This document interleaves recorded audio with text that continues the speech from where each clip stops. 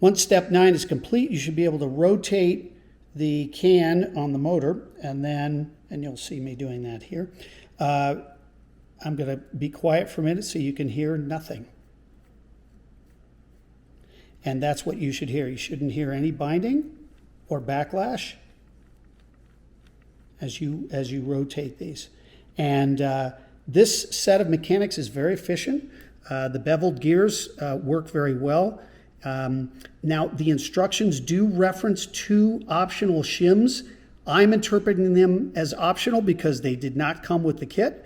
I did not need any, and those shims would have been under here and would have pushed this gear down further, which would have bound it to this gear. So I did not use any shims there, and the mesh seems to be clean from my perspective. Quick note here, guys. This block needs to fit down in between the prongs on the aluminum main plate here. And what I found was the opening between the prongs was just about 1 millimeter too narrow to fit this block in. So you could see some of the skid marks here.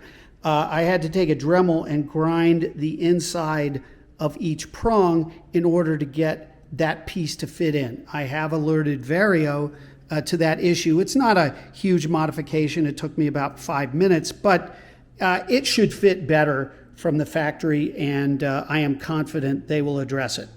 I will also point out that the block here, which I just referenced here, there's no indication in the instructions that it needs to go in between the bolt heads and these 2 risers.